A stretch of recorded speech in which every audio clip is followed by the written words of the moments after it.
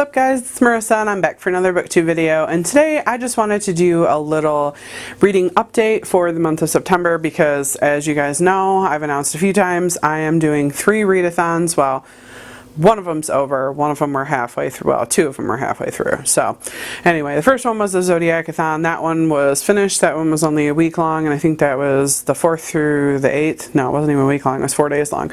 So the 4th through the 8th, I kind of failed at that one. I only read like 2 out of the 4 books. The next one is the Hogwarts House Battles, and that one is during the entire month of September, and I had 16 books on my TBR for that, so I'm going to be giving an update on that one. And then the other one was the Fall Into Read-A-Thon. I can't remember which one off the top of my head, but so that one is the 16th through the 21st, I do believe. So anyway, so I'm just going to give a little bit of an update. I don't really remember where I left off on my last one, but I have read a total of 12 books this month so far for my read-a-thon, and I have, oh, okay, make that 17 books for the Hogwarts House Battles. Sorry. So 17 books for the Hogwarts House Battles, not 16, and I have read 11, 1, 2, 3, 4, 5, 6, 7, 8, 9, 10, 12. Oh my god, I am losing my freaking mind today. So anyway, I have 5 books left to read for the month, so I'm going to go ahead and tell you which books I have read since my last video.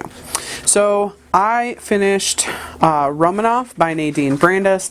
That one was a really good book. I was actually pretty surprised, and I really ended up liking it. I actually love all things having to do with Anastasia and all the rumors and whatever that surround that. So this was a really good weave of history and a little bit of like magical element to it, but not over, I wouldn't say not over the top.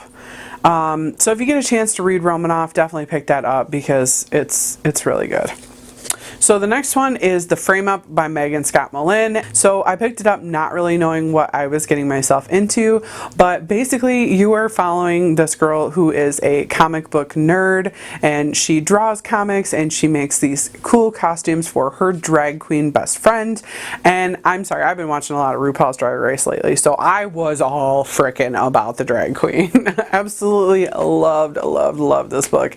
It's like a detective mystery, but it geeks out so much, and it's got so much pop culture references in it. It's got Game of Thrones, and it's got all these comics, and it's got TV shows, and it's got movies, and it's so geeky, and it warms my geeky little heart because I'm just like, oh, I know that reference. Oh, I know that reference. There was a couple that I didn't get that I was like, what? And they kind of went over my head, but I just ignored those. I kept on reading because there were so many that I did get. And I'm actually reading The Queen Con right now, which is book 2 in that series, so I am super excited about that. Anyway, the next one was The Aeronauts Windlass, and that one is by Jim Butcher, and that one is like a steampunk, futuristic setting that takes place on these airships and in what they call the spires, which is like the planet is uninhabitable, so they build these huge freaking towers way up off the ground, and that's what they live in,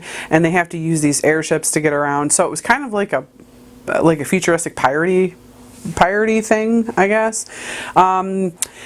There was a lot of battle heavy stuff in there, which I didn't really care for the long drawn out battles, of course, because that's just not me. But the characters are interesting, and it has animals that talk in there, but it was done really well because the cats, and this just warms my heart too, the cats are like this, they're a different species, yes, but they're intelligent creatures, they're sentient creatures, they just speak a different language, and not a lot of people can actually speak cat.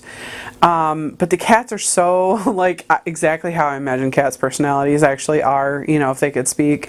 They're just pompous and haughty and like, yes, human, you do serve me, and I suppose you're worthy, like exactly. If you're a cat owner, you know exactly what I'm talking about. Like, yes, I need food in my bowl like 10 minutes ago because, you know, I'm awesome and I'm the king or queen or whatever.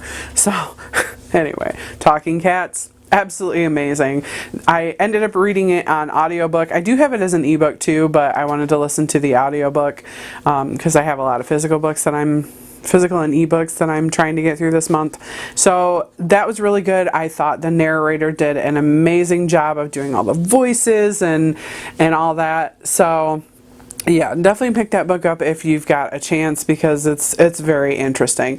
The reason I haven't picked that book up until now, because if I say Jim Butcher's name one more time, I have a feeling that my subscribers are going to murder me because they're probably sick and tired of hearing it.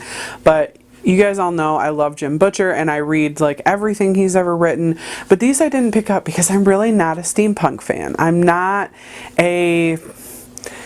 I don't know, I've never really gotten into the steampunk genre or, you know, the steampunk feel of things, I guess. And I really wasn't too excited about picking it up, but I saw a couple other booktubers, Murphy Napier, specifically, that read this book and really enjoyed it. And I was like, all right, you know, this is my favorite author. I kind of owe it to him to give this book a chance and see where it takes me. And I did end up enjoying it. I think I will enjoy it a lot more when I actually read the ebook versus listening to it on audiobook, because there was a lot of things that I started to tune out and started to ignore, mostly during like the long battle scenes. So then at some points I was like, wait, what the hell's going on? Because I realized I just like blocked out the last half an hour of whatever I was listening to. So yeah, that's just how my brain works. Sorry.